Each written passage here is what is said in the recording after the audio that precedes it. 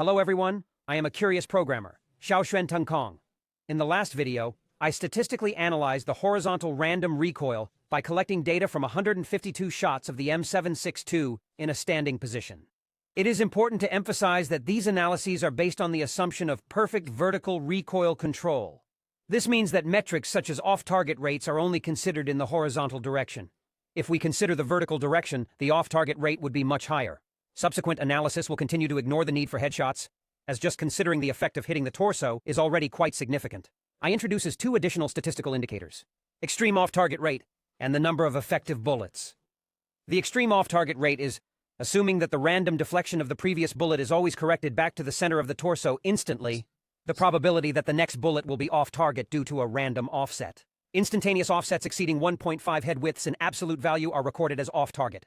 Let's take the calculation of the 7th round as an example, assuming a total of 100 shots with the 7th round off-target on 10 occasions. Then the extreme off-target rate for the 7th round is 10 divided by 100 equals 10%. The number of effective bullets refers to during your shooting. The number of consecutive bullets that hit an enemy's torso without doing left or right gun control. The judgmental logic for hitting an enemy torso is, bullets are horizontally offset between minus 1.5 heads and plus 1.5 heads width.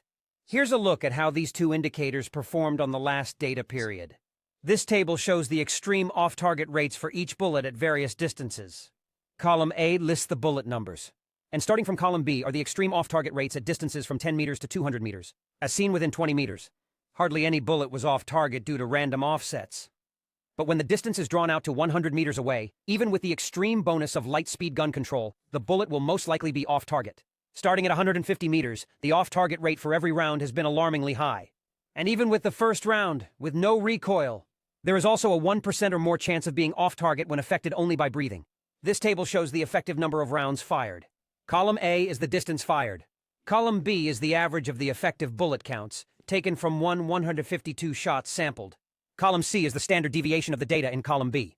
Note that starting at 100 meters, the average number of effective bullet, it's not even 2 anymore.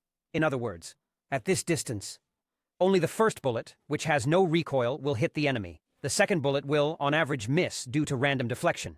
Above is how the two additional statistical metrics performed in the last installment of video data, which was collected in the standing position. This time, we changed our stance from the previous installment's configuration and used crouch shooting to statistically measure the random recoil performance of the crouch press. Let's look at the total offset data first. On the left is the standing data. The right side is the data of crouching. Here's a comparison chart of the average position of each round. Blue color represents standing data. The red color represents squatting data. From this, we can see that for the first 7 bullets, the average position of a crouched bullet is closer to 0, making it more stable. Starting from the 8th round, the squat press is going to be more likely to veer to the left than the standing press. These two tables are the instantaneous offset data for each round to the left. It is plotted like this. Blue color indicates standing data. Red color indicates squat data. It can be seen that the instantaneous recoil to the left during a squat press is overall less than when standing. These two tables are the instantaneous offset data for each round to the right. Similarly, the instantaneous offset to the right is also a little smaller for crouching. This table tallies data on extreme off-target rates while squatting. The corresponding diagram is this. It can be seen that the extreme off-target rate gets higher and higher as the distance increases, at one point approaching 100% at 200 meters away. Even so, squatting will still perform better compared to the standing position. This table shows the number of effective bullets fired from a crouching position, starting from 120 meters away. The average number of effective bullets begins to be less than 2 in the standing position. It's less than 2 starting at 100 meters. Here's a chart comparing the effective number of bullets fired from standing versus crouching. You can see, crouching presses will be significantly better than standing shots at distances between 20 and 60 meters. When the distance is farther away, the difference between the two won't be much. At this point, the data of squatting pressure is finished. Let's make a brief summary. First, crouching while shooting indeed results in less random recoil compared to standing. However, the effect is limited and not significant.